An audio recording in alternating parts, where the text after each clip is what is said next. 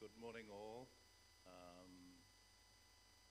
We've covered a lot of ground and have done a lot of work yesterday. So, of course, that is in the background of our work this morning. This session, we want in this session to look more precisely at next generation skills,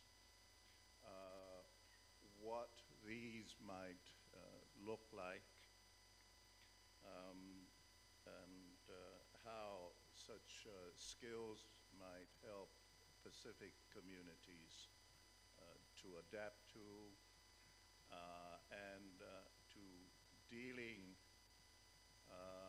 with a range of changes and transformations that we have heard about taking place in our own region and internationally in a world that is rapidly evolving, ever complex and complicated. I think it would be useful to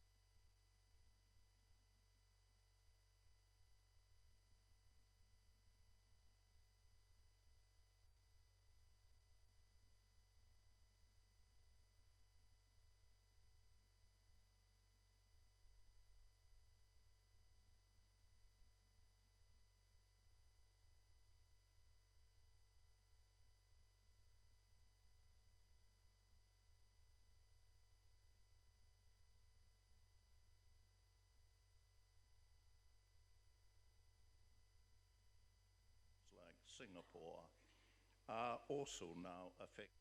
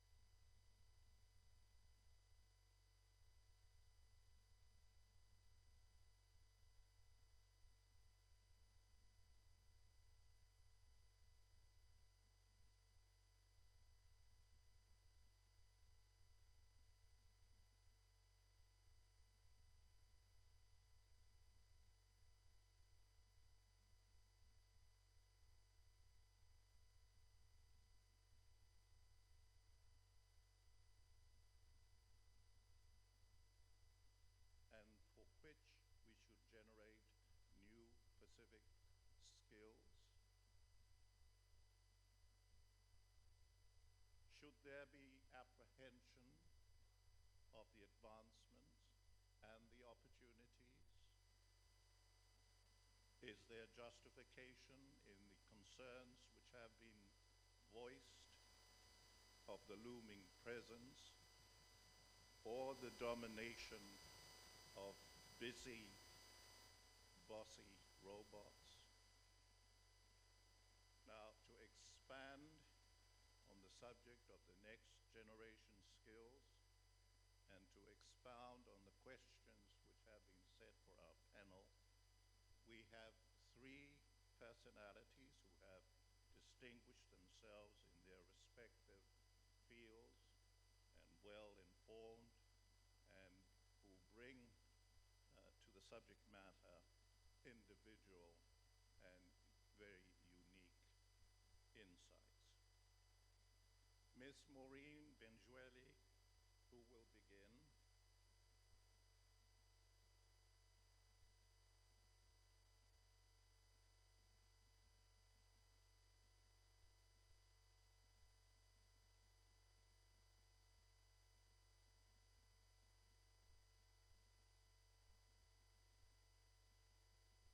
Trade, mining, and other related issues of globalization. Dr.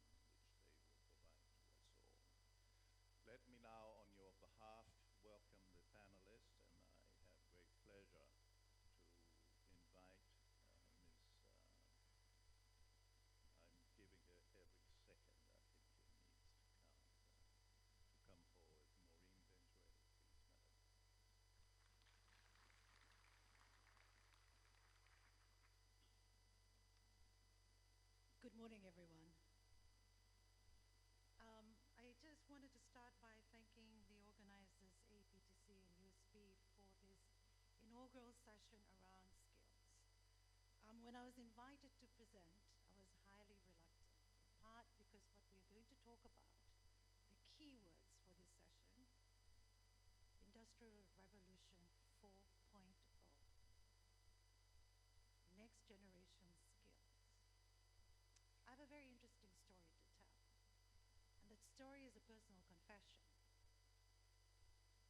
3 years ago, after a presentation, a little bit similar to this, a young Papua New Guinean law graduate came up to me and said, Madam, I can't find you. And I said, but I'm standing in front of you. And he said, no, I meant, I cannot find you. You have no digital electronic footprint. Are you on Facebook, Snapchat, WhatsApp? And I was like, no, I'm actually old school. This personal confession is really quite typical. You would have seen that I was sitting in front, furiously writing, partly because I can't access my PowerPoint, my presentation. And so I am truly old school, stuck within industry maybe 2.0, perhaps between 2.0 and 3.0.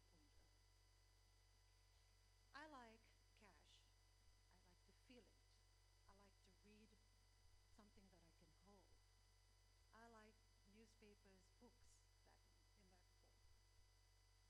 And so that kind of disadvantages you because maybe not the best person to be talking about next generation industrial revolution 4.0. So why am I here and what is it that I can offer?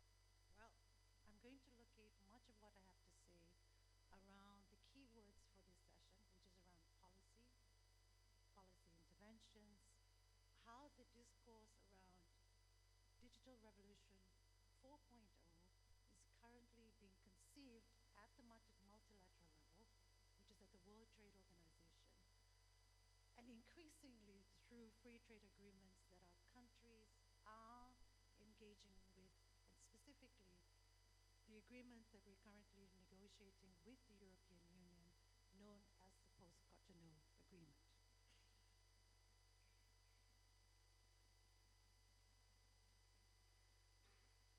Those that also know me that I have a pet peeve in terms of policy and really understanding history of where policies are framed, determined, and the kinds of discourses they elaborate on and what that means for specific ideas, visions for development.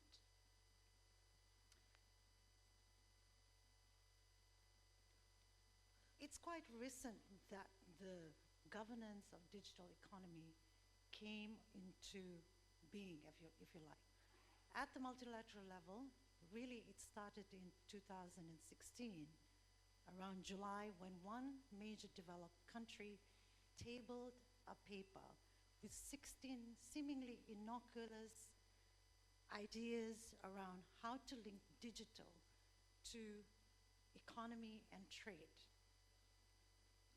Within 3 weeks, the number of country proposals by developed nations became significantly more pronounced. Fast forward to today, and the WTO, as one of its key work agendas, has digital economy as one of its key work areas. For much of the global south, this was problematic. One, because it was introduction of an area of work that most negotiators knew nothing about. Two, it was assumed that the governance of digital economy rests within ICT and governance of the net. But it was very clear that historical obligations around how to develop economies for the global south, which included things like subsidies for agriculture, were being surpassed by this agenda around digital economy. African countries, along with the global south, challenged those initial push around digital economy, and yet here we are, with proliferation not just at the WTO, but increasingly through free trade agreements, the tying up The problematic nature of policy around digital economy is quite distinct, the debate. It is either too general, or as Neuronisle correctly points out, too specific and too divisive. Part of that problem lies with the fact that there is no universally agreed definition of what constitutes the digital economy. The European Parliament in 2016 noted that it is a complex system. It is more than a concept, and it is mostly about ways of doing things. The reality is that it is transforming its uptake across anyone's life is actually quite significant. But we have no agreed definition at the global level.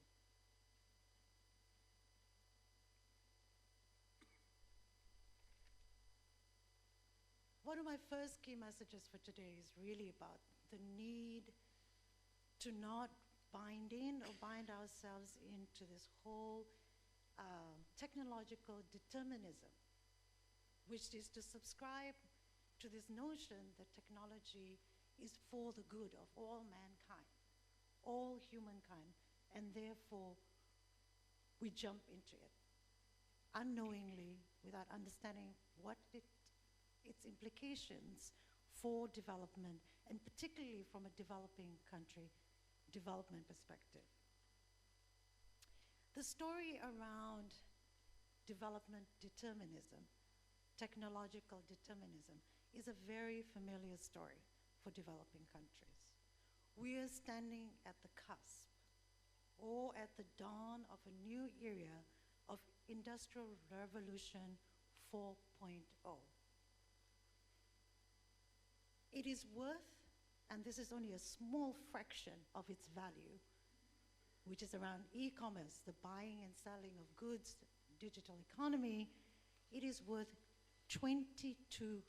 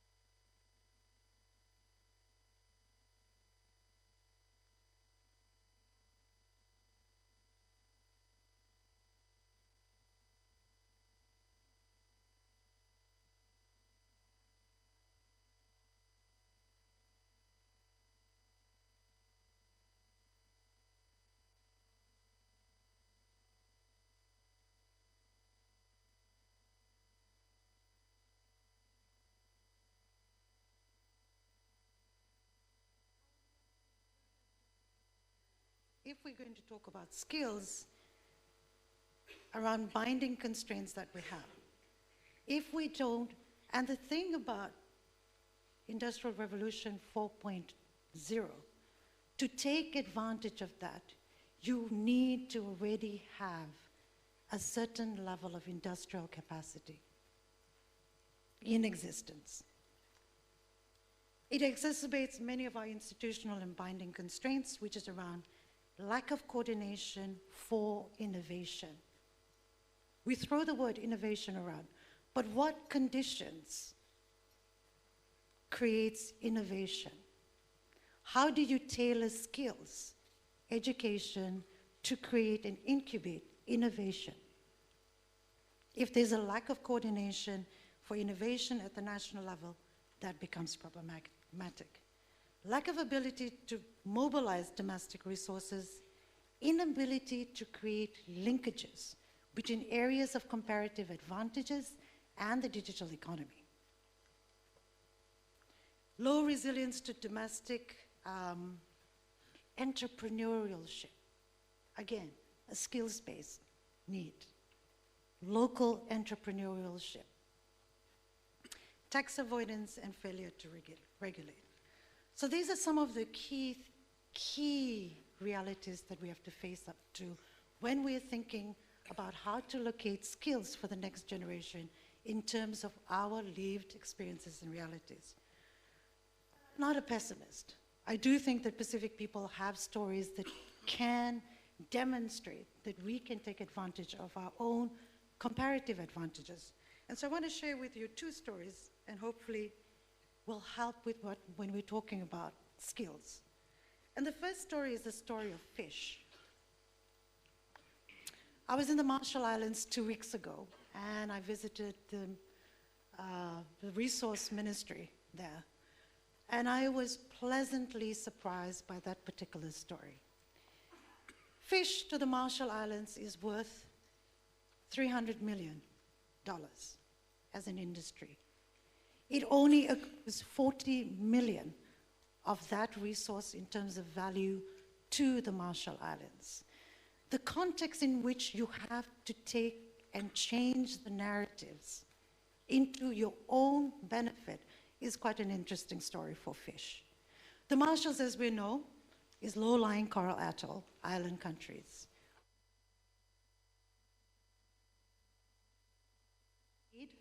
Through the Compact of Free Association, fish is its bloodline, economic bloodline. The story of fish tells us key lessons that we have to think about when we're talking about the next revolution. The story of fish is about taking control of your own development narratives. If the fish is, and its value is 300 million, why is it that we leak so much of that revenue outside? A, the fish simply swims in your EEZ. B, you have no control over how it's caught because really it's a large fishing, external companies that own it. There are developmental visionaries that exist within the fisheries sector, which says we will rewrite the rules upon which you will come in, catch that fish, and you will abide by our rules to turn that narrative on its head. So they did. They changed the way the fisheries sector interacted in the Marshall Islands. And it came at significant cost, because it requires you to innovate, but it requires you to become unpopular. And in fact, when the PNA and the Marshall Islands took that decision, financial institutions, development partners poured scorn on this story around fish. But they pursued it, and they were able to turn those economic paradigms to favor the Marshallese story around fish. But their vision is much bigger than that. They are looking to dominate the value chain of fish. Next, they want to become number 2 in the world for transshipment of all fish, behind Korea, a major industrial fishing nation.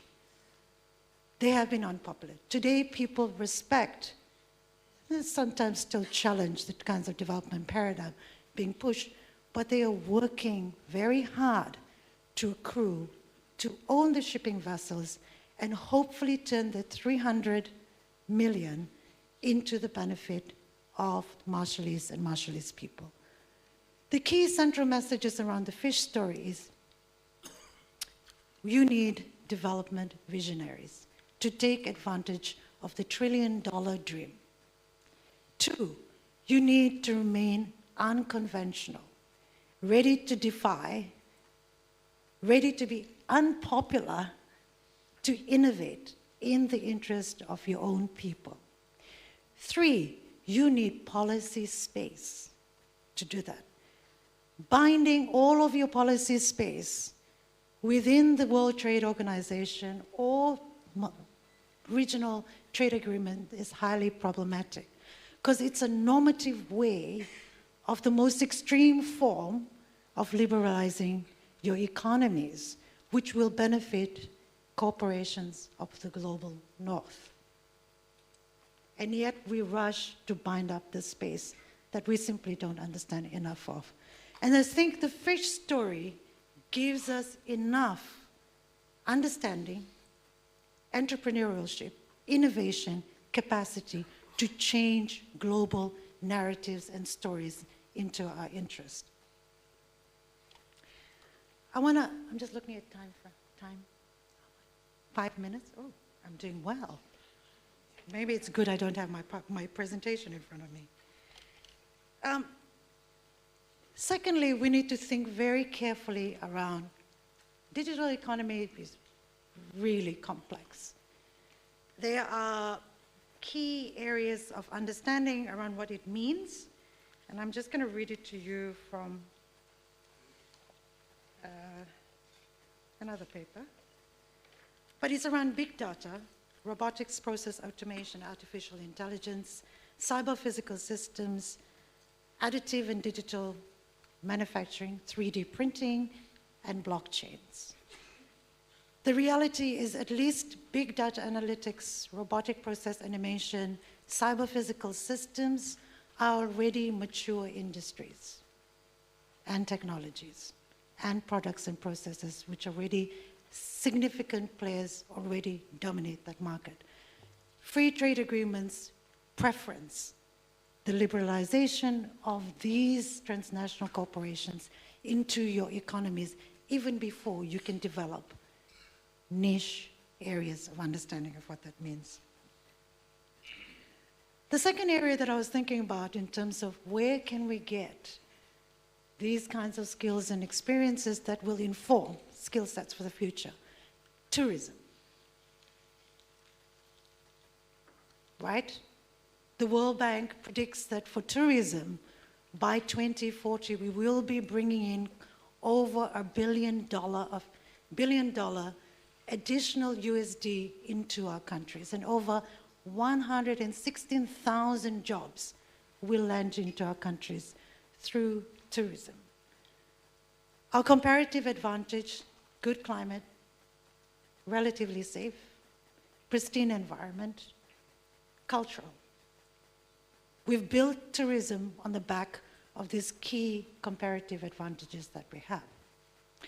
But I have serious questions for policymakers around, because the leakages in terms of economics, how much of the tourism dollar remains in your economies is quite wide. Some of the figures that I was looking at last night is that, at least in Fiji, over 50 cents does not land in Fiji. And in some countries where tourism is so high, 35 cents, only 35 cents lands from tourist dollar. What does this say when you're talking about new skills, linking markets and chains? It means that most of these functions, who holds your data? Who has the understanding to mine the data around tourism? How they buy, what kinds of products they're interested in, who provides that service to your countries to inform how you grow your tourism sector to change the narrative about how much money remains in your country. We need to ask those questions because those questions are necessary if we are to build on the back of tourism. Big data is where big money seats. Yet someone else is making decisions, developing products and services beyond your comparative advantages. How does digital economy revolution 4.0 help us to achieve the kinds of benefits for our people and to reduce the leakages that keeps going out? How do we do that? What role, what skills would we need to translate and reduce the economic paradigms? These are areas of competitive advantages that our countries have that we need to be working from. That's tourism. One of the clear things, and this is another key message, is that to take advantage of this new revolution that we're at needs clarity by our governments and our countries around industrializing. What do they mean when they say they want to industrialize their economies? How do they link this to the sectors of comparative advantages? I was looking at some interesting documents, and particularly Samoa has it has very clear, as Naroni Slade clearly points out, vision around becoming the first Pacific country to move digital. Its government insists on becoming the first e-government, and it is moving very rapidly to ensure that its education system, every child receives a laptop, every community has access to technology, because it is moving that way. Significant questions remain, which I had asked the government around data. If you're localizing data to the state, what does the state intend to do with data and data protection? How does the state intend to separate privacy, questions of privacy? And to what extent will government facilitate data for economic purposes? There are outstanding discourses and discussions that still needs to be held. But when I was thinking about the Samoan case study, which they're already doing significantly in terms of landing 4 major cable systems into the one country, it has comparative advantages. And its comparative advantages sits in its diaspora. And it sits in an area around innovation that perhaps doesn't get as much of a shout out that it should, which is in the creativity and arts. To be innovative, we need arts. We need creative thinkers to help us. Right across our education system, we have dismantled the role of arts, creative thinking, which innovation needs to develop. STEM needs arts to innovate. But this is a comparative advantage that Samoa has. Its diaspora in terms of entertainment, creative arts, have phenomenal access. The question is, to what extent will the government have policy space to regulate, incentivize, and turn Samoa into the Samoa wood of the world? Can Samoa look to see where its comparative advantage lies? Just like Nigeria, locating itself as the hub, like India for Bollywood, Samoa has these comparative advantages that can upskill its people. But it requires you to think about the role of arts. And it requires you to ensure that you have policy space to maneuver and not bind everything at the multilateral level, at the WTO, nor in many of these regional agreements that we're negotiating with our governments. So things to really think about is really, where is our comparative advantage as specific people? Where do we have entrepreneurial skills? Innovation, where is it taking place? How do we leverage that to take advantage of this? And then to locate skills and skills discussion within that wider context around government and government interventions. I think I'm going to be very good today and end with It's a saying by Chinua Achebe, written really for Africans, but I think it kind of resonates in this case.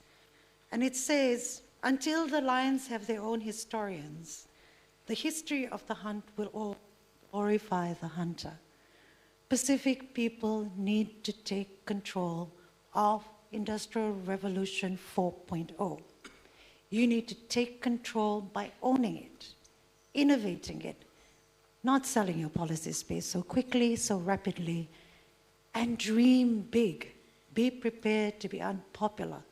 Do things that will require you, all of your developed partners, financial institution, to reject, but in the firm belief that you can. You have the abilities. We have the abilities to changing global narratives on its head. Thank you.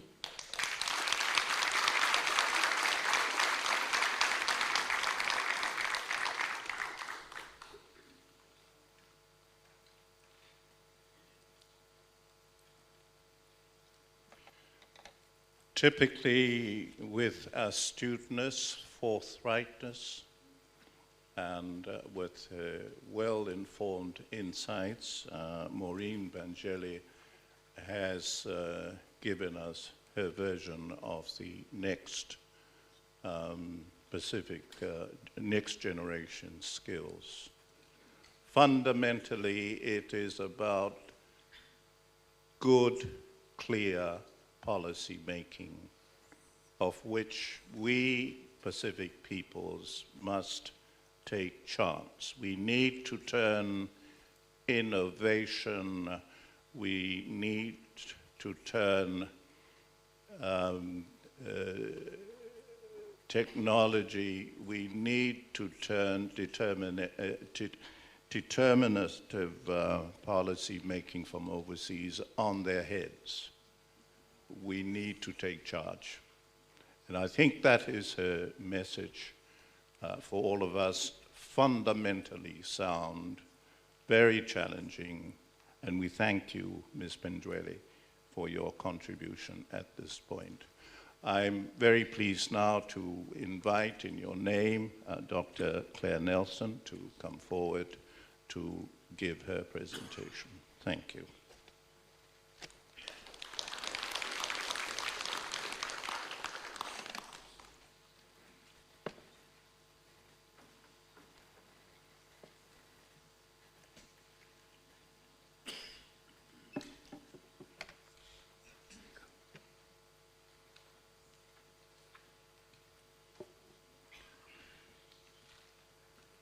I was the first Jamaican on the moon back in 2036.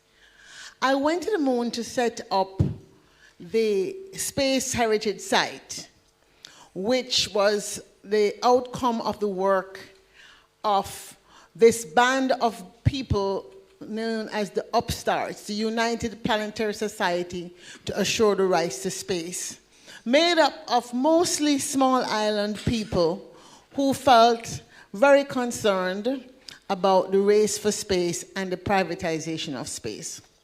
But perhaps, I think I might have time traveled too far. I'm not in 2040. Where am I? Okay, actually I'm in 2030. So here we are, 2030. And I want you to imagine yourself in 2030. Just position yourself. Think about how old you're going to be, how old your children will be, what will you be doing. And you open the news, Pacific Times, and there it is, headline news. Global insurance giant Sagicor announcing its partnership with the Pacific Health Alliance to provide cyber insurance for telemedicine systems at over 150 primary care healthcare centers across Pacific in the next 5 years. The state-of-the-art surgery centers are being established through a partnership with Digicel and CARICOM telehealth systems, which provide services including robotic surgery to currently approximately 1 million people across the Caribbean region. And in other news, in the Pacific Connection, the virtual edition, We see the Pacific Blue Economy Alliance announce the expansion of their Pacific Ocean Decision Theater at the Pacific Center for the Blue Economy, funded by Pacific Islands Forum Secretariat and the Pacific Ocean Business Council. Decision Support System, which now maintains integrated domain awareness across all the marine protected areas in the Pacific, as well as the economic exclusive zones for all 14 members in the PICS, will now begin a program to map the Pacific Ocean floor. And in other news, Pacific Women in Science and Engineering, announcing its success in meeting and passing its target of graduating 500 women scientists and engineers from University of College by 2030. The WISE program, which was started in 2020, recruited and supported women of all ethnic backgrounds in science and engineering, and in partnership with industry, has provided over US $10 million in labs and equipment, scholarships, and loan guarantees to its members and stakeholders from K through 12 through university and college programming. Now, the Vodafone ad says the future is exciting. Are you ready? Yes, I am. Are you ready for that future? Yes. Well, welcome to 2030. We're here. And I want to look at my segments, looking at 4 questions. What's the future we want? How might the future be different? How to meet the skills challenge? And how to get ready for the future we want. So in reviewing the future from the Pacific perspective, I've seen that our Pacific vision is a region of peace, harmony, security, social inclusion, and prosperity, so that all Pacific people can lead free and healthy and productive lives. We value and depend upon the integrity of our vast ocean and our island resources. Now, the purpose of this session really is to have a conversation, or this whole summit, is to have a conversation, and the Prime Minister said it yesterday, in how do we look at life through a regional lens. And yes, all politics is local, and therefore all food, all water, all energy bills that are paid one household at a time. But at the same time, if we're moving from this concept of small island states to big ocean states, part of that narrative we're talking about changing also for the Caribbean region, we have to begin to look at ourselves as one Pacific, not just the blue Pacific, but one Pacific. And so when we think about this difference, I want, first of all, to center this conversation in the notion of optimism. Optimism as a strategy for making a better future. I was actually very terrified yesterday in the film that was shown that said how many young people were committing suicide. So that's the first question. Why? Where is their faith? Where's their lack of hope? Where's the optimism? What is being said or not said or left unsaid that has resulted in the optimism not being part of the currency? We cannot go forward unless we have the currency of hope. So when we talk about the 4th industrial revolution, which I've so aptly described, we're talking about then paving this way for transformation, which has been occurring rapidly. We're talking about for people like me who grew up going to the computer lab with my deck of cards, and God forbid the deck of cards drop. And you get them out of order, you are going to be in living hell, right? You know how that is, those of you who are engineers or computer scientists. And now to think we no longer have to go to the library because the smartphones in our pockets has more computing power than a mainframe computer we went to school with. So you think about that. And AI, and I'm not sure if in Fiji or this part of the world you have all these, phones that when you call, okay, press 1 for so-and-so, press 2 for so-and-so, press 3 for so-and-so, press 4 for so-and-so, press 5 for so-and-so, then press 4, okay, go back and listen to the menu all over again, and you just want to say, a series of things because you just can't understand. And I'm always like, human, human, human. But that's the reality. AI, chatbots, and for those of us who are BPOs and are in the industry of getting outsourced jobs from, in this case, Australia, New Zealand, in our case, America and Canada, we're happy that, our young people from university are getting these jobs. But I like to tell my government when I go to the region, which is quite often, don't get too comfortable with this idea, because even those BPO outsourcing jobs, you better upskill our people, or else we'll be chat-botted out of existence, right? That is the reality we're facing. So I want us to think about, as we talk about skills, not in this abstract sense, but how actually might the things that we care about be different? How might agriculture flash agribusiness? We want to make agriculture sexy? Let's call it agribusiness. Everybody wants to be a business person. Let's start with that. So, biomeat. Well, I'm not going to go there with the biomeat. I'm sorry. I'd rather become a vegetarian like my husband than have, meat grown in a lab. All right. But there's urban agriculture, vertical farming. Is this something that some young people might be interested in? We have all these tourists coming in. And just like the Caribbean, we're spending half of our money in importing food to feed all these tourists. I mean, what sense does that make? Right. Swarm bots, drones, aquaculture, insect proteins, very interesting. For those of us who are not so fond of insects, but might be useful because that might solve our problem in terms of having agriculture for poultry farming and for small ruminants farming. There's no reason why we can't do vermiculture and really integrate much better agriculture systems. So these are some things you might want to think about, and the one that I should cover here because you guys, I think, are against it. But the Caribbean is talking about it very seriously, and I'm happy to say that we have scientists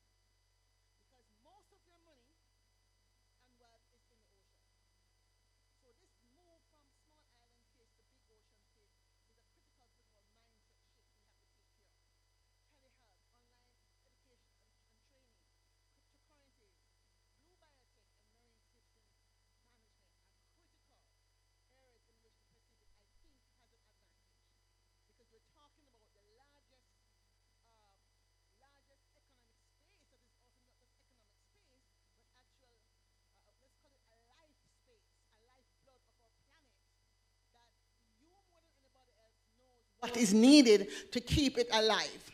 So we think about jobs of the future then that might happen 2030, 2040, and we saw a scenario about risk from 2050. So let's say 2050, right? We're going to be looking at biotech technicians, marine spatial planners, personal privacy advisors. So he will be able to find you because you give him your privacy code, right? I'm a really private person, I'm unaware, but you have to look for me with this code. VR developers, a space tourism guide, of course, because we will not be left behind. And of course, seabed mining robots are things in which I think young people from this region need to be thinking about, or we ought to be thinking about as policy makers and development planners and interventionists in design. These kind of jobs or the skills that we need for these kind of jobs that don't quite yet exist, but will exist in the not too far future. So how do we meet these challenges? We need a paradigm shift, really, from the conventional thinking of labor-intensive and migrant worker, etc. economies to newly high-skilled and digital proficient workforce. We already said it yesterday, a digital proficient-oriented TVET system with a focus on youth. But how do we get there given the costs? That's not probably a conversation we will have today, but let's talk about the skills right now. Virtual collaboration. I am becoming better at it because I'm one of those people who run a small NGO with no money or almost no money. So I have to using something called Fiverr. If you have never heard of Fiverr, well, we use Fiverr, and I get my Fiverr person from Bangladesh or Pakistan or Morocco to do my artwork or my logos for my little $5 I can afford. And this is how I've kept my NGO going for the last umpteen years. Cognitive load management is what we have to think about. We have so many competing interests. Now, based on what my friend said about his daughter, I'm wondering if young people have the same problem, or it's just us, because we're not used to having like two phones, well, two smartphones and a house phone and an office phone. There's a lot of stuff to manage, a lot of information. Then people are telling me, oh, Dr. Ness, you have to be on Instagram. I said, like, why? I'm on Facebook already. I'm on LinkedIn. I mean, I can't manage anything more. So how do we manage all these data points coming in as humans? Computational thinking, a design mindset, critical if we are to be part of any kind of global space. Social intelligence, we cannot let go of that because after all, we're fundamentally spiritual beings having a human existence. That has to be primary from my perspective, and adaptive thinking, right? Those are some of the skills, I think, skills 4.0 for the future that is coming. But as we think about it more in the policy framework, I like to use the term smart futures, and I'm trying to personalize here. I want you to like really glom onto smart futures, so when I hear people talking about it in 10 years, I know, yes, Smart Pacific Futures started at this conference. And I want to define SMART. S means sustainable systems, M is meaningful metrics, A is agility and adaptability, R is robust resilience, and T is transformative use of technology. So how might this apply to our conversation? In the TVET space, for example, we're talking about an ecosystem in which this thing will be embedded that has to have a curriculum subsystem, the hardware infrastructure subsystem, the training subsystem, the quality of trainers itself is another subsystem of processes, pipeline development subsystem to bring young people in and people to be trained, standards and qualification and accreditation subsystem, and people always forget the financial subsystem. How are we going to be able to afford this? For countries that don't have free education past primary school, are there enough student loans and microloans and affordable ones that don't really cause the people to mortgage out their 20-year future because they took a 3-week course? How do we provide these systems that can support this? Meaningful metrics is very critical, and I think it's probably where all island states, the Pacific Islands and the Caribbean Islands, must come together around this conversation on meaningful metrics, because the former speaker was quite right. We're being measured by the same yardstick as countries that have, 100 million people. I mean, what sense does that even make, right? So whether it's the IMF telling us we have to do this stuff, and then you throw people out of work because the government is the only employer, and then we have social unrest and decay, because we're being measured by the same standard. How can we create metrics that really matter for local and national and regional spaces, such as the Pacific island countries and territories? What kind of qualification frameworks do we really want to have? What kind of metrics can we put in place that codify traditional knowledge of the ocean, which is endemic to this region? Do you realize that very few people, maybe only the Eskimos, have the kind of knowledge that is like in your pores that the traditional peoples have of the ocean of this region? It is phenomenal. How do you codify that? And how do we create new inclusive indexes that measures diversity as it is meant to be understood by this region? Agility and adaptability. I've heard about Fiji time. I'm not sure if it's the same as Jamaican time, Caribbean time. I soon come. Claire, I soon come. Soon come, 5, 10, 15, 20, 30 minutes. I soon come. So are we going to be agile and really be responsive to things in a timely fashion? Are we going to be adaptable? I think we're highly adaptable people, really, as island people. But the problem is that we want to adapt in our own time, which might be too much of a long time. So the question is, how do we kind of get a balance between what I think is our rightful nature tendency to just, take it easy, right? And the rush of the global north. There has to be a balance somewhere. Let's not throw out everything to follow the global north. Let's hold on to some of what we have, right? Robust resilience. Well, we know about the hurricanes that hit the region 2 years ago, and some countries are still reeling.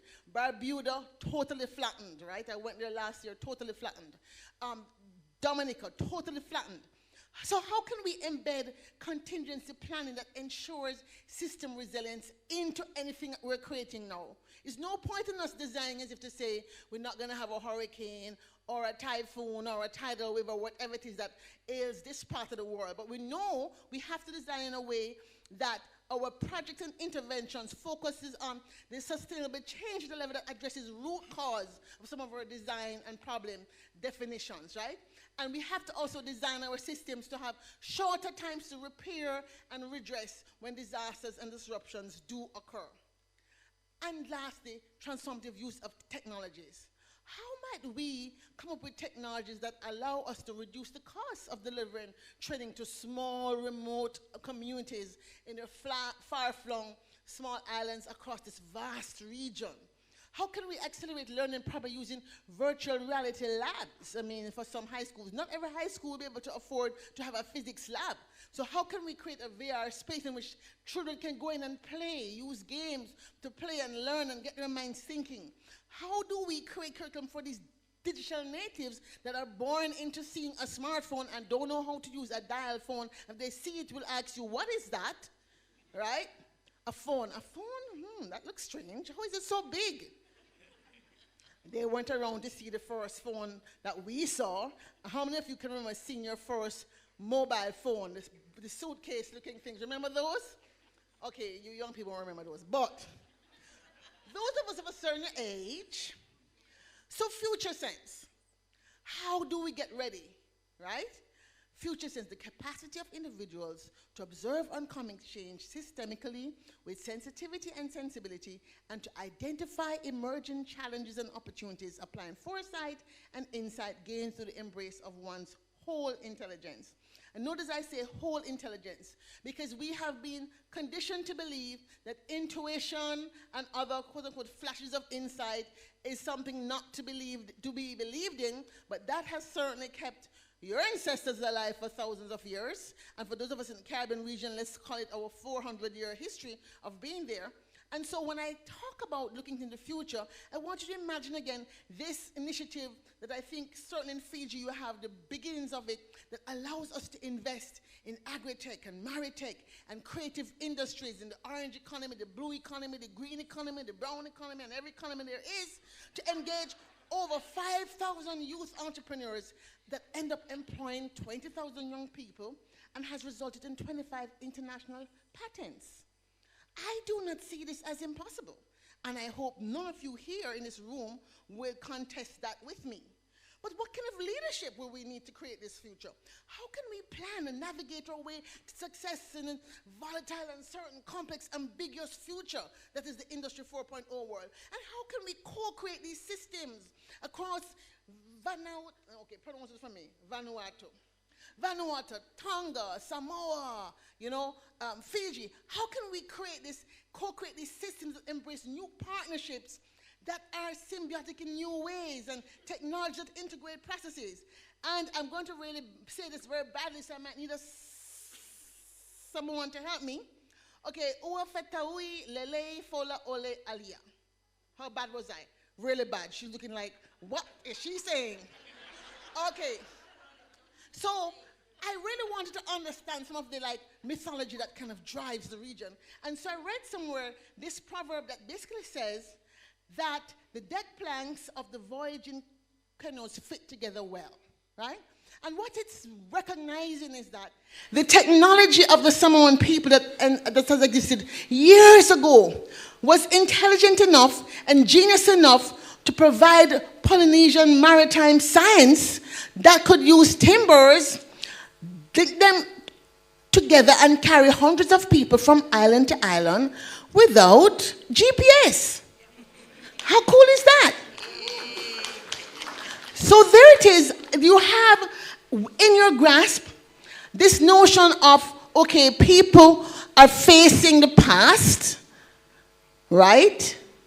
And the future's at your back. But guess what? In the Akan tradition of Sankofa, the Sankofa bird, that mystical bird, had its feet facing forward, but its head is looking back. And it has an egg in its mouth.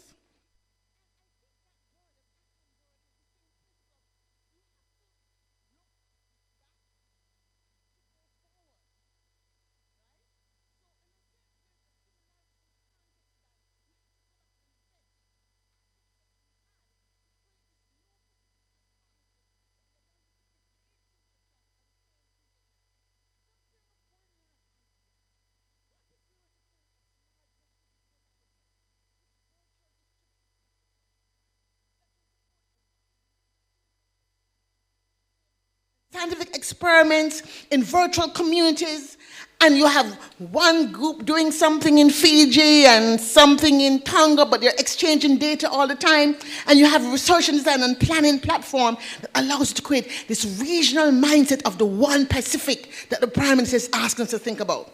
How can we do this to better address the challenges of managing the regional public good of the Blue Pacific? It's not just a regional public good, as he said. It's a global public good, but guess what? It's in your hands. And we in the rest of the world will need you to take charge of it so we don't really continue to mess it up as badly as we have. You never change things by fighting the existing reality. To change something, you must build a new model that makes the existing model obsolete. So this collaboratory could have the Blue Pacific Futures community dialogues that have young people around the region having conversations about scenarios, and they're learning foresight and applying those critical thinking skills. The Pacific Ocean Decision Theater that will take the data from the fisheries people and the whale people and the seabed people and the reef people and the oil people and create this geospatial, marine spatial visual map that decision makers can see when a ship is passing, where the whales are and where the nuclear testing is, all at the same time. How can we create a Pacific program for excellence in STEM education, STEAM education, so that our teachers don't go to the classroom terrified of the children asking them the wrong question about math that they don't understand? Oh God, I hope they don't ask me that question, please. Calculus 3, I barely passed it. That's what our primary school teachers are going through. How can we change that? I invite you then, as the Prime Minister said, to face the future eager for action, brimming with optimism and hope, because you have the bedrock of the foundation of a past of thousands of years of existence in peace and security and harmony. Face the future eager for action with an open mindset as something to be created and nurtured in the present moment, giving birth to and being midwives to the choices and commitments we must make today to have tomorrow in mind. The future really is ours to shape. And the vast possibilities of this future will become realities only if we make ourselves responsible for that future. Vinaka.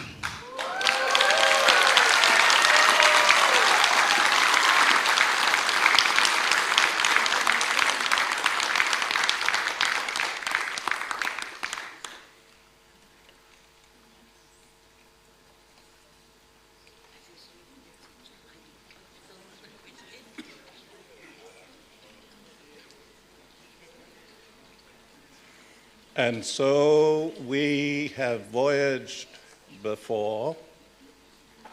It is not an option to turn our backs to tomorrow, for the future is ours and ours to own. Thank you, Madam Dr. Nelson.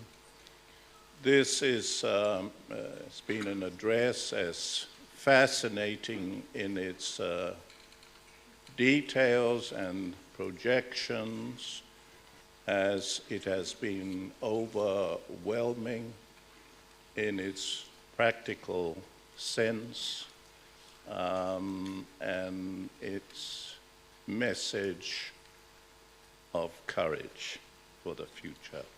We're deeply impressed and deeply grateful. Thank you. Next, I call on to Mr. John Pora. Please come forward, Mr. Pora.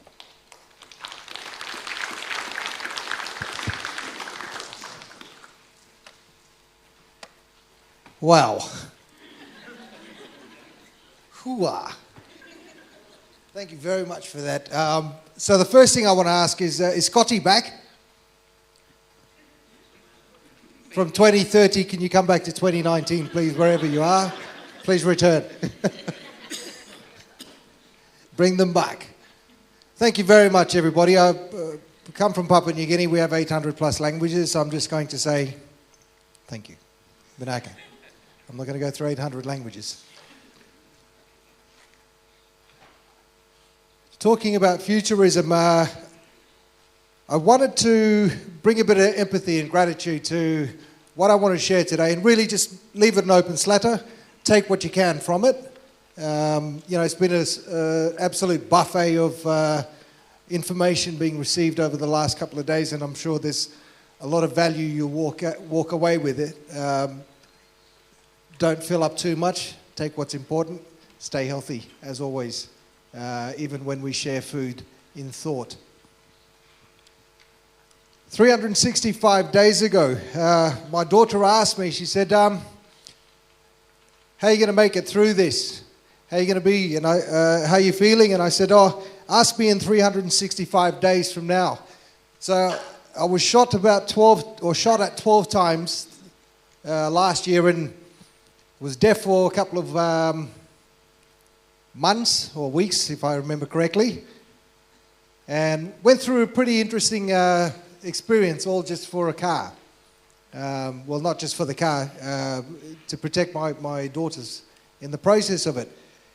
And 365 days occurred about 8 days ago. Yesterday I did turn 45, so I did say to my family, when I'm 45, we'll know, that I'll be grateful that I'm still around. So I got to spend my 45th birthday here in Fiji, as young and good looking as I am. I am 45. Hey. But I got to spend my 45th birthday here, and no better time as I look to where I'm going to be at 50 years old, where I want to be at 60, 65. And hopefully my only request to my children is that make sure I leave before I'm in a diaper, because I already experienced that. And it's not something I really see myself doing again in this lifetime. So I'm going to share a couple of thoughts with you today on the future and just looking at the Pacific Islands. What a wonderful time to be here. You know, the uncertainty of certainty. The fact that we know where we're going and yet we still have this uncertainty about it. And so there's a number of skills that I'm going to reveal through this, and I hope you pick up on them, and I'll share them at the end of it. Looking at where we're going, I've decided to cover 3 thoughts, paying it forward: people, pillars, and pathways, and share a couple of dimensional stories. I come from a family that went from Stone Age to Digital Age in about 60 years. Literally where my father was walking from a place called Mount Hagen down to Finschhafen.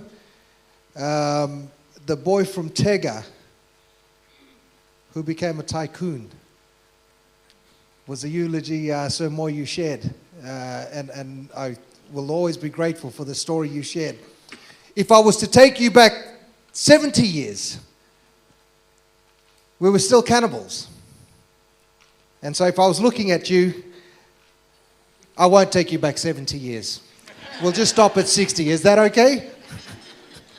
All I'm saying is that over the last 60 years of our family's generations, we're 4 generations on our timeline as a family, and we have jumped a lot. We're 4 generations on our timeline. Our first generation, my mother is still around, myself and my 2 sisters and other siblings, and my children and my brother's children. My brother's passed. I look after his children, and then I get to be a grandfather in about September, I believe.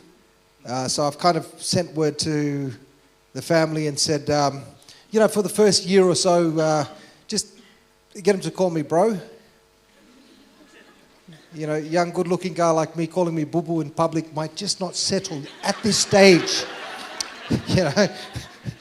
So all I'm saying is that we're all on a timeline here, And one of the beauties about life is that we have this generational story, and there's so much value that's passed on and passed on and passed on. So I'm going to share a bit of that with you. To the young guys, and particularly those in my generation, remember that one of the greatest privileges we have is that we are a bridging generation. We got to see 2 worlds.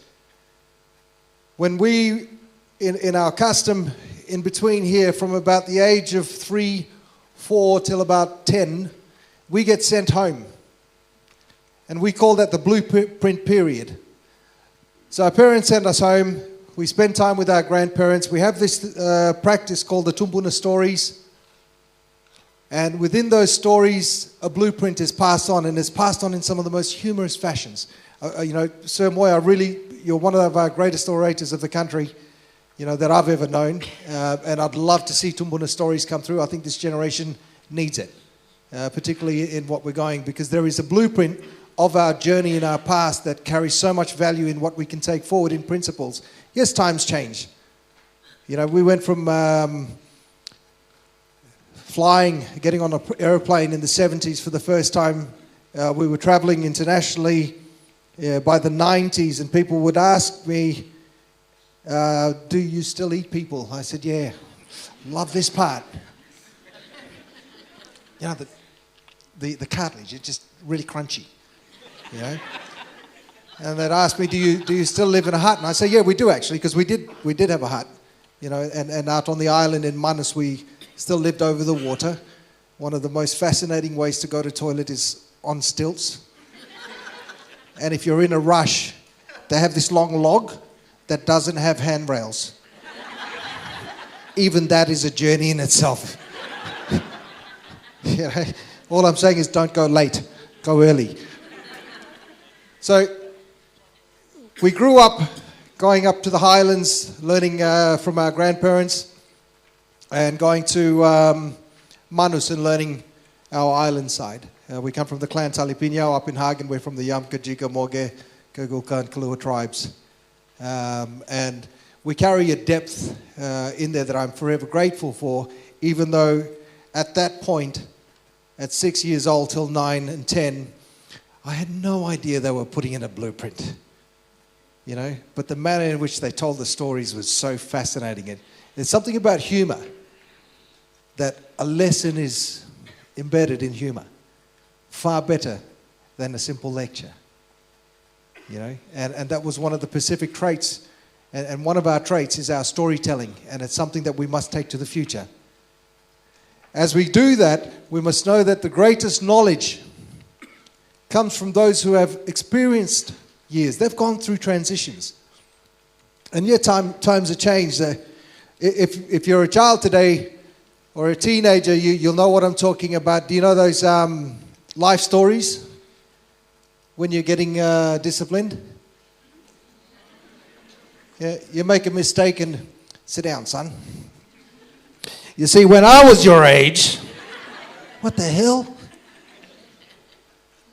Talking to my children coming over, they said, what are you going to be talking about? I said, digital disruption, things along those lines, yada, yada, yada. They said, oh, okay. What's digital disruption? You know, it's that conversation that's happening all the time. You know, I said, no, what is it? I said, okay, well, disruption is a force that causes change. It's a force that distracts anything that interferes in a process, whether it's thought, practice, word, deeds, habits. There's a cause that creates a new effect, and it can set you on a new direction. So that's disruption. Digital being digital.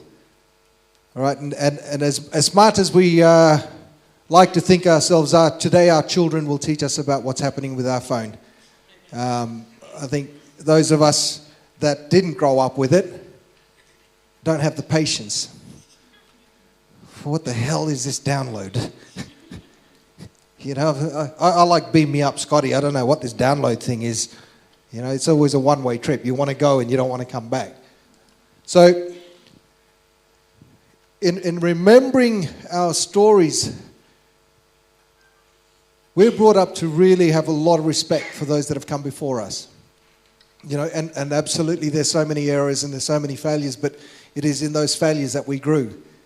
You know, and there is a blueprint in our Pacific of skills that we are forgetting. And one of the realities of the digital age is that our children today are so glued to technology that you know, they hardly go outside. You know, the reality of a generation today is that one of my nieces was convincing me that a cow is in a carton. And so when I showed her a real cow in real life, she cried. Could not fathom the thought that milk comes out of something like that. You know, and I'm sitting there going, oh my God, whatever you're on, I don't want it. You know, but that's a reality. Children today don't have a reference point that we have that is being disrupted. This is their way of life. So it is our duty today to apply the wisdoms and the principles to guide them through. So one of the greatest skills that we need to have right now, which comes from our island side, and Dr. Slade was touching on it a bit, we need to become navigators. We need to understand that though we don't know exactly what's coming ahead, we're going to face it. And that we do have guides, and that our guides are in the wisdom that has gone before us, and we must capture that wisdom and take it forward with us. There are principles of application in how we treat each other as people that machines will never know. So let the smartphones do what the smartphones do, and let's bring smart people with it. And the combination of those two things, I believe, can take us further. So let's look at the three things.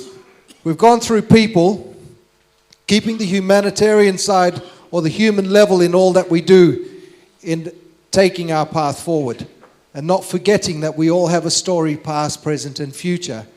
I love the futuristic idea.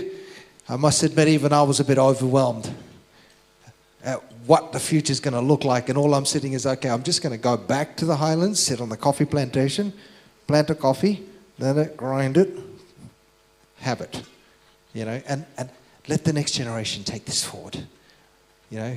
But at the same time, we've actually got to stand up and guide, you know, because if you let kids free, give them an inch, they'll take you for a mile. All right? And we've been there. We know it. We did that to our parents. Karma's good. Comes back and pays us back. Now, I've been looking at this over a couple of years now, following a period of time I had with my father before he died. We came into independence in Papua New Guinea very different to many around us. My mother was with the first House of Assembly in 1964 in Australia, preparing what the policies and independence and, you know, the framework behind a country's independence. My father was on the farm, draining a swamp and creating a garden that would later make him one of the first millionaires in our province. So we've kind of looked at that in the discussions, and I've captured thoughts and lessons from them prior to his death, and I'm doing the same now as my mother comes to her departing years. And we've the resonating principles when we talk about, my father talks about economics and value chain, which my mother finds very boring. He's an economist and she's a socialist, you know, and so we're just confused kids. But a 9 value chain system is what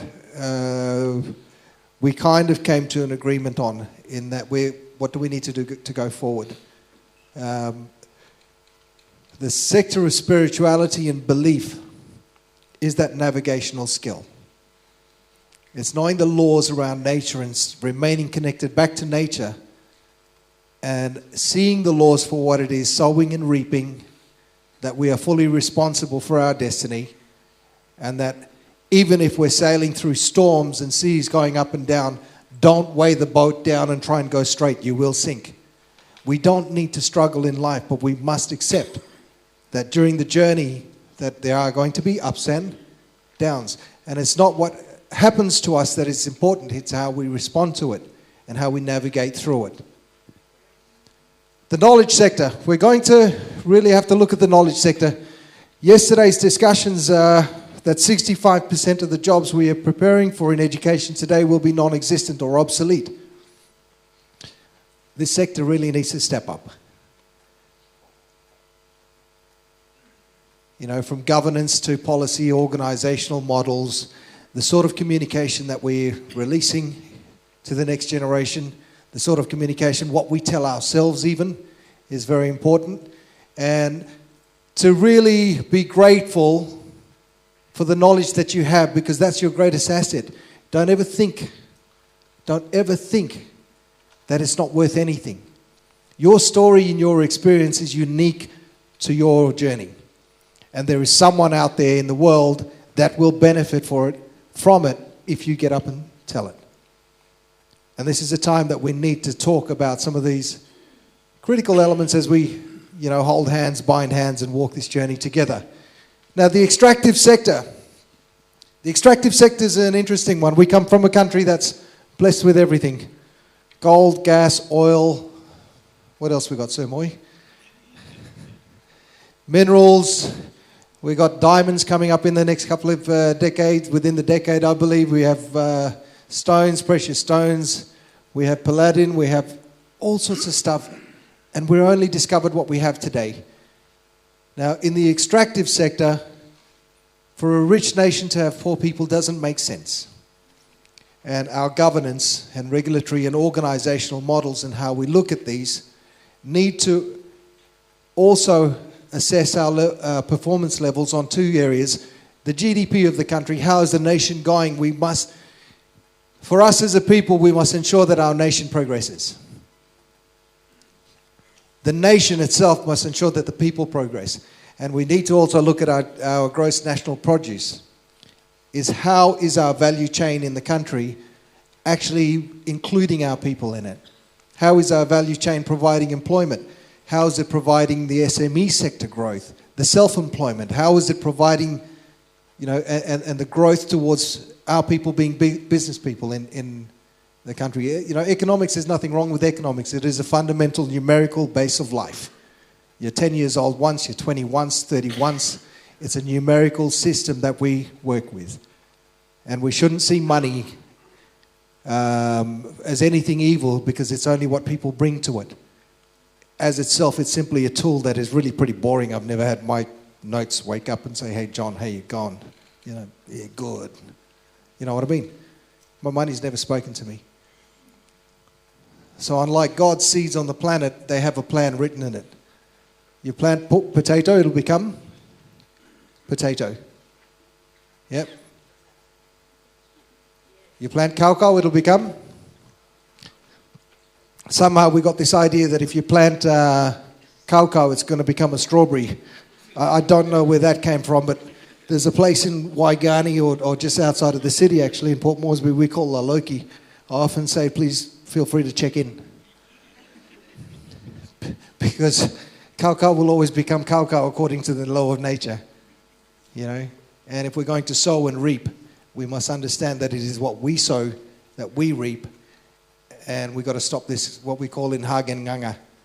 We've got to get off the economic susu bottle. A 30-year-old on a susu is very weird. Yep. All right. A 7-year-old, 5-year-old on susu, 2-year-old, that's fine, correct? Yep. 4-year-old, 6-year-old on susu. Susu in pidgin. Breast. Yep. So a 7-year-old on breast milk, what would you think? There's got to be something wrong. Let's get to the doctors. Yep. 10-year-old on breast. Okay, there's something really wrong, eh? Yep. 20-year-old on breast. That's not mama's breast anymore. What's going on? True? 30-year-old on breast, lock him up.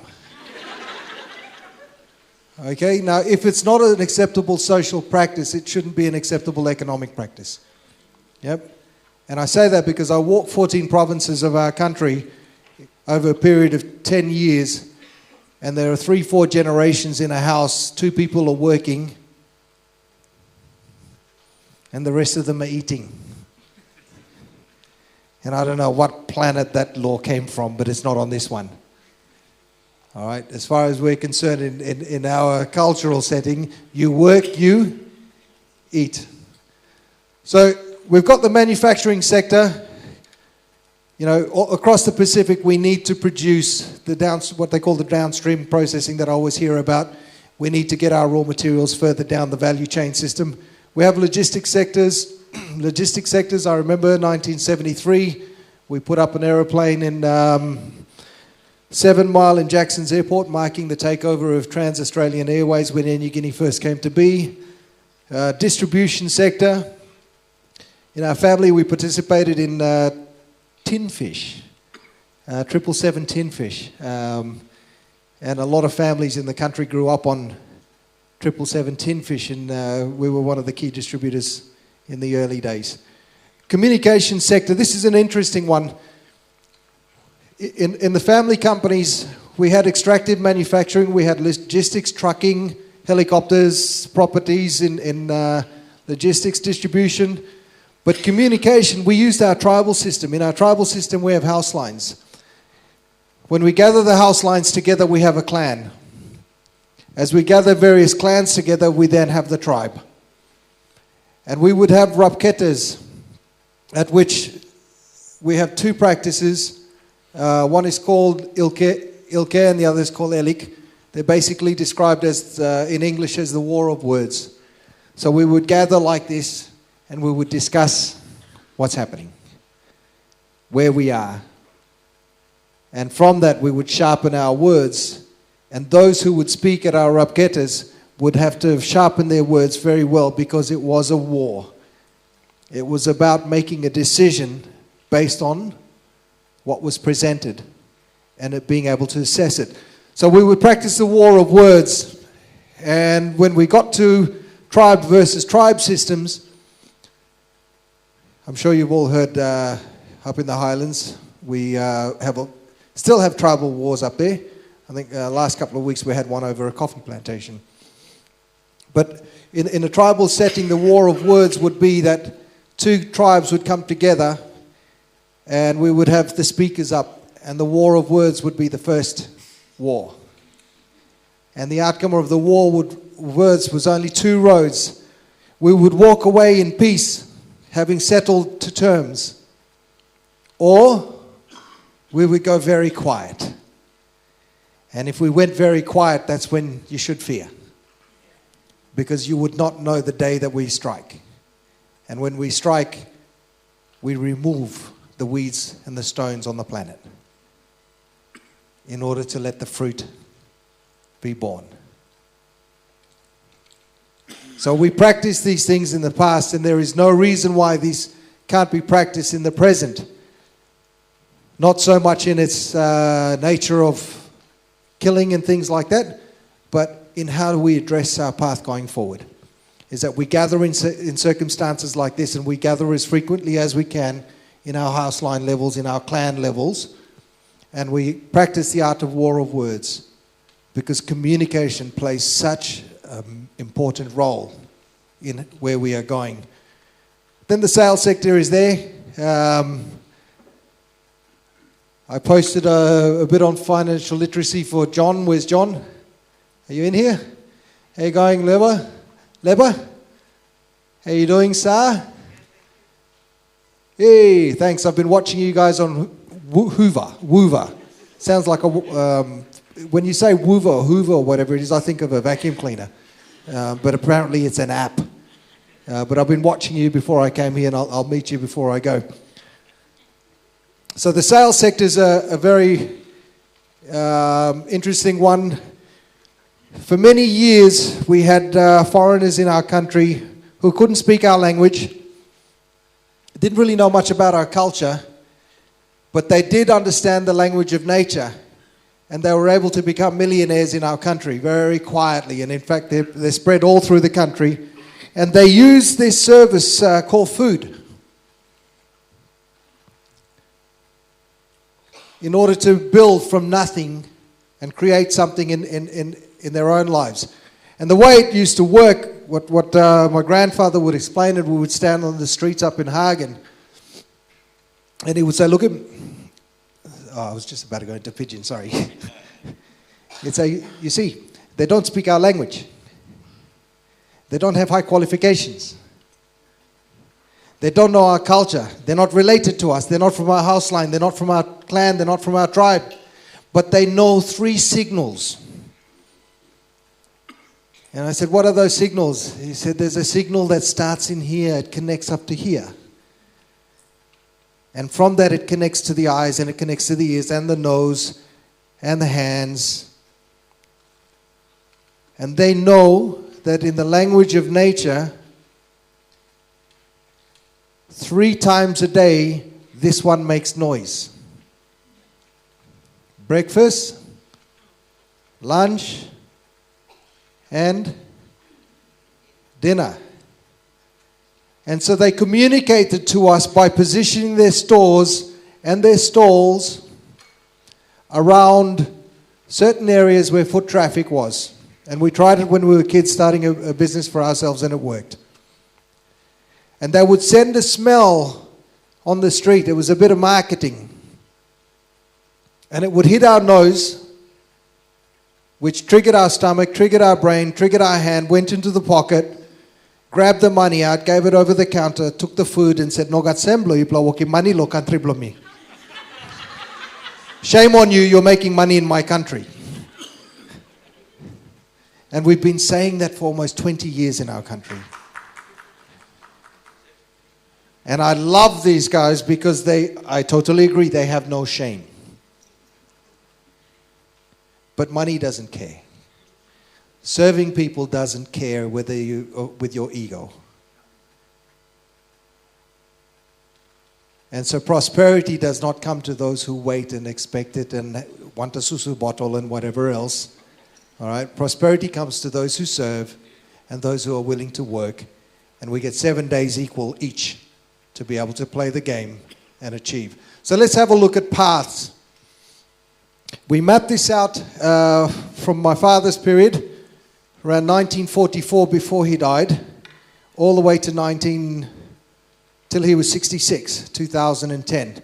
We knew he was dying, so we told a few stories together, and we actually drew his story into this map. And it's become part of the legacy that I start training in PNG. I've started training in PNG and spoken around the world in. So from 0 to 10 years old, he was an outcast, the first half-white child of the Yamka tribe. They were kicked out. He was painted in oil, sunk under the river and the ponds when the army would come to look for them. And he then had to walk to Finschhafen, which, Sir Moy, how do I think of that in Fiji terms? Here to Nadi? Okay, so he would walk from here to there to learn how to read and write. And that was in his first decade. So we call it his first day, day 0, day 1. He then started working. He was dependent. And we got introduced to a fortnight system, which basically says, according to the system, you will receive a payment 26 days out of 365.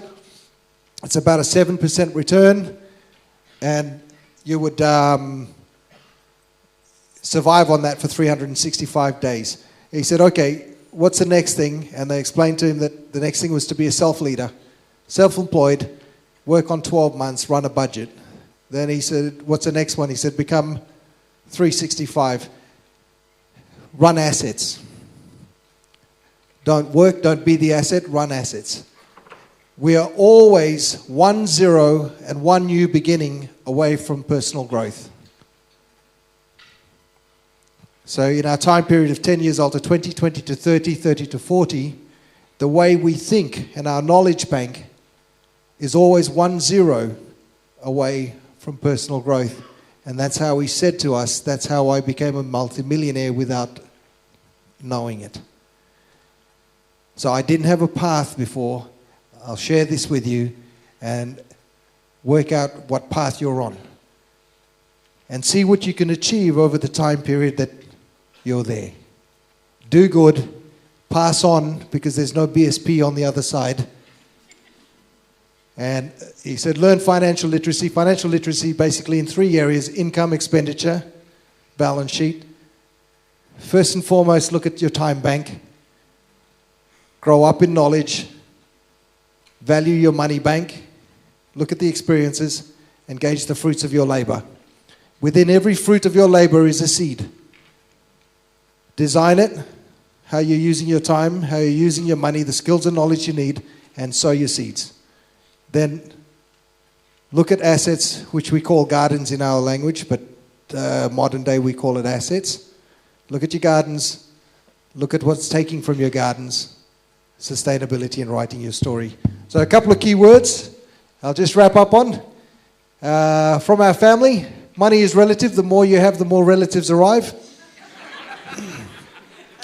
Cash is not king. Cash is like blood. It flows. A king with no blood is a dead king. And money creates energy. Put $10 in your pocket, you walk. Put $100 in your pocket, you're moving. Put $1,000 in your pocket, you're cruising. Put $10,000 in your pocket, I don't know, you're flying. Thank you very much.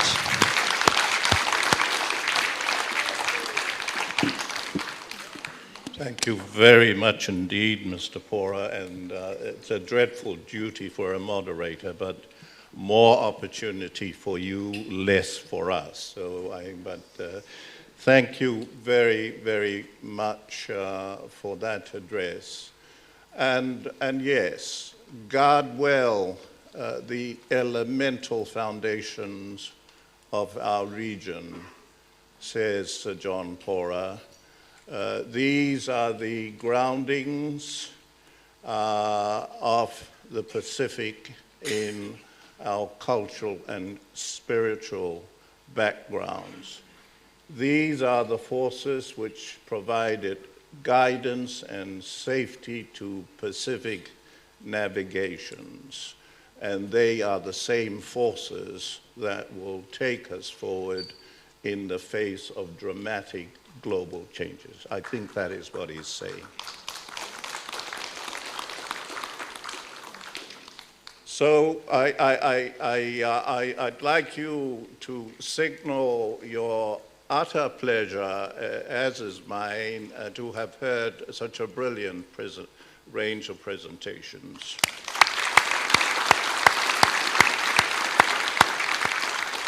I need to seek guidance from the police authorities as to our time, so somebody will have to stop me as soon as possible, but I'd love to open the floor now.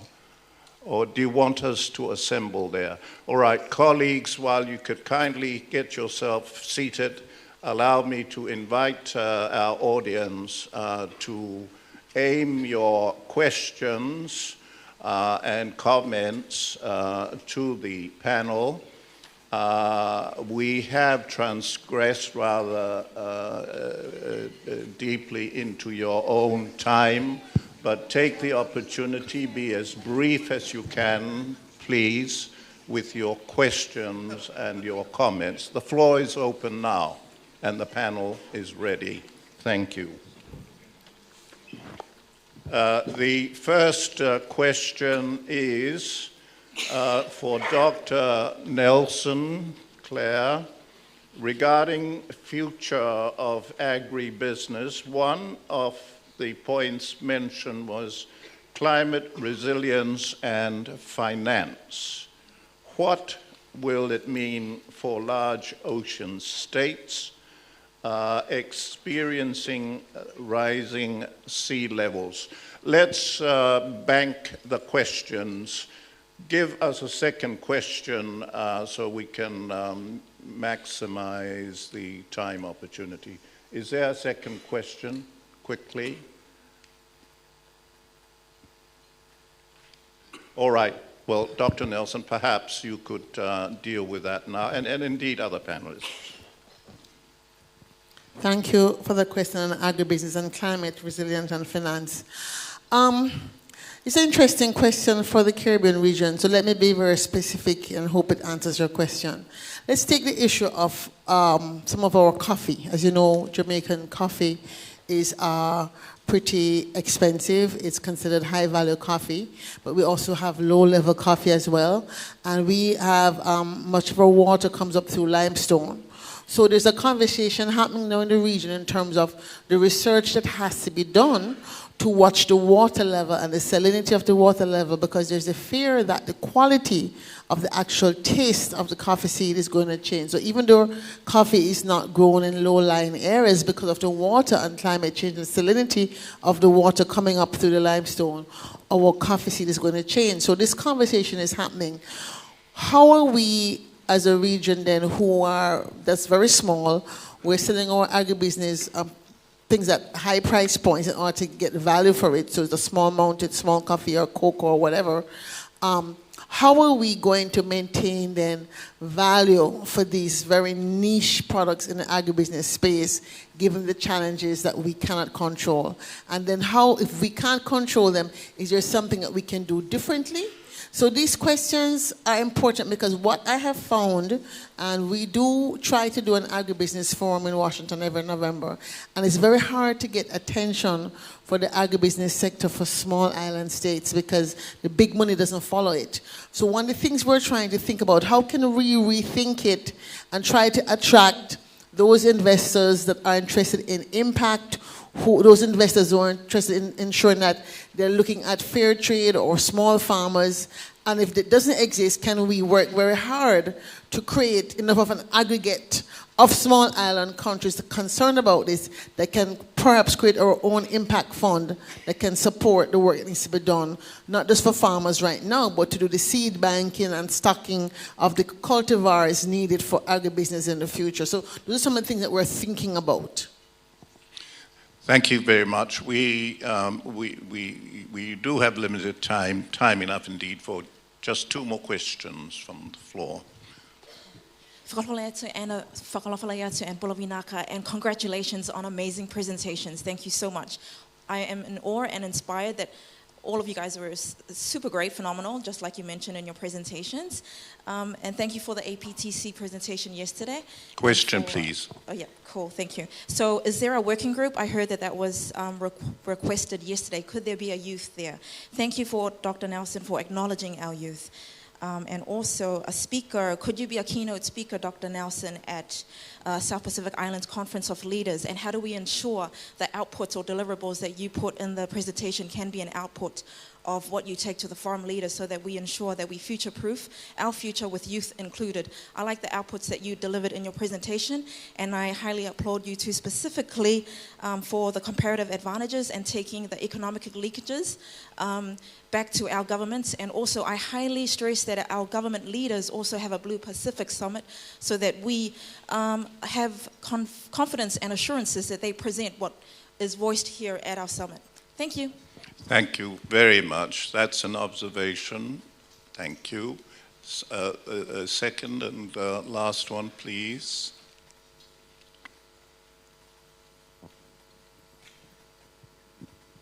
My question is to Maureen. Last year, 164 countries they gathered together to agree on the Global Skills Partnership outcomes. And one of the outcomes was recognition of the foreign qualifications. Now, we know the realities here in the Pacific in terms of getting the Pacific qualifications recognized with the developed countries, the gatekeeping and the caveats put on the Pacific Islanders in terms of getting the recognition.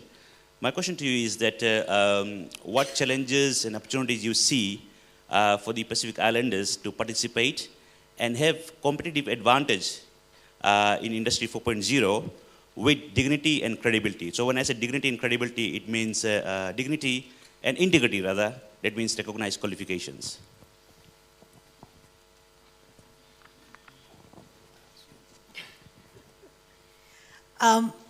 That's a very difficult question.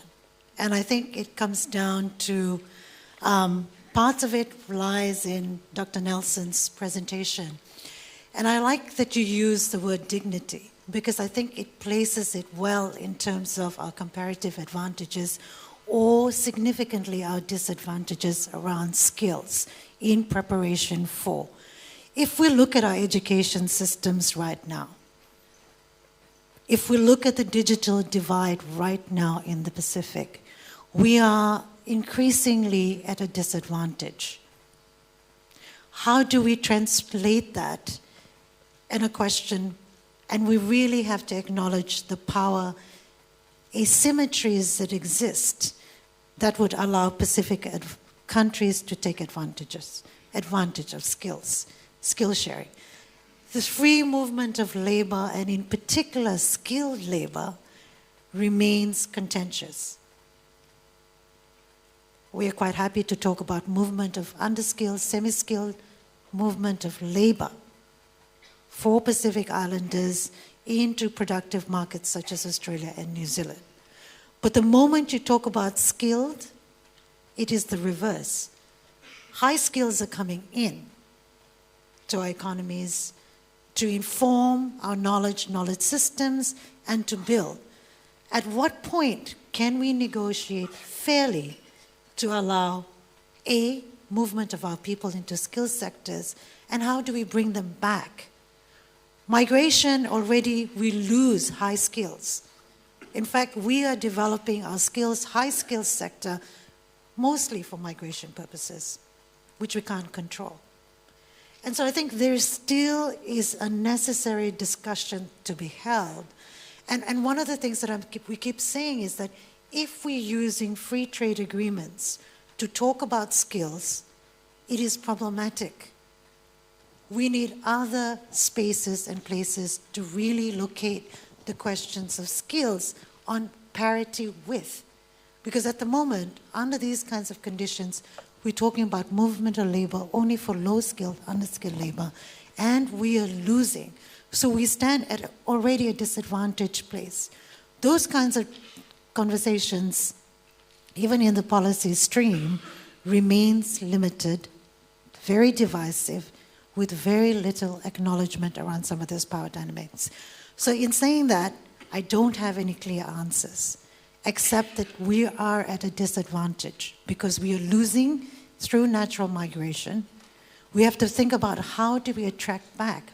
As I said, our comparative advantages lies with our diaspora, second, third generational diaspora, right across the globe who have skills. How do we use policy to attract them back? Whilst we facilitate transition of our high skills into labor markets that can give us the necessary basis to take advantage. Otherwise, we seriously, continuously operate from a position of disadvantage. So I think, but there is still an outstanding question. And those answers will not be answered through trade agreements. And we still have to recognize that high skills we lose, and we're gaining high skills in reverse under services agreements that we're signing with our traditional partners that continuously disadvantage. These are questions also for education. If the skill sets that we're looking for is going to be on oceans, where are our scientists? The Marshall's case around fish was really impressive.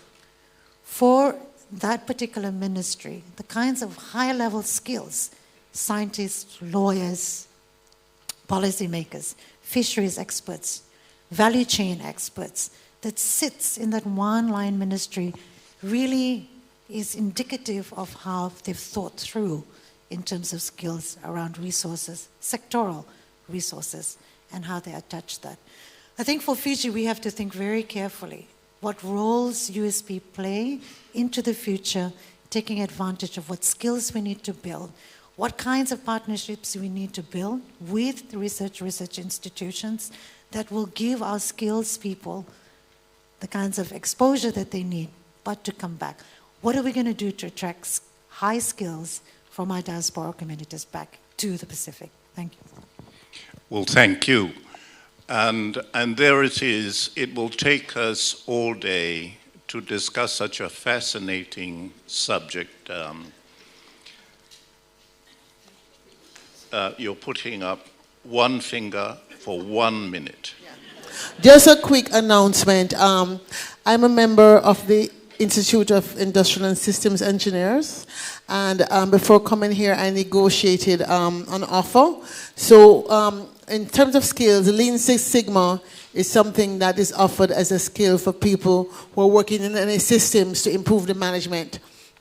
So I've been authorized to offer people who are interested in coming to the Lean Six Sigma conference in the United States to offer a 40% discount for developing countries that we negotiated, and also to let you know that my partner and I are also have been authorized to offer Lean Six Sigma training in developing countries at a highly discounted rate. So anybody who wants to talk about that with me, I'm happy to talk about how do we make it happen.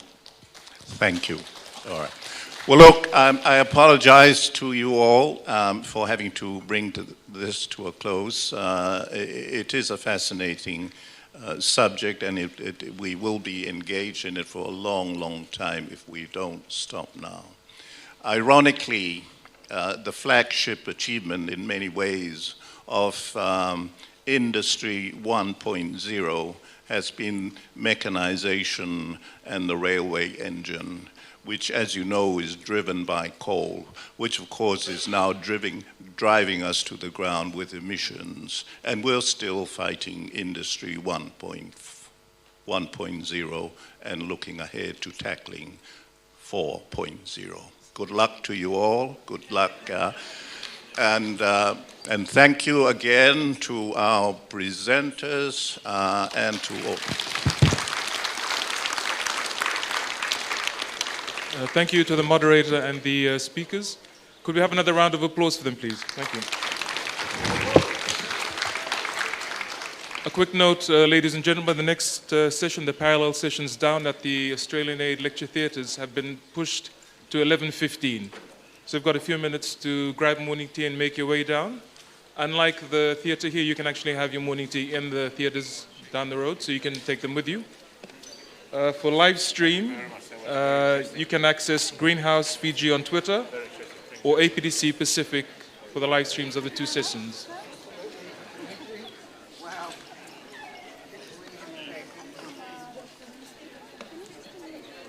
Okay, so, well,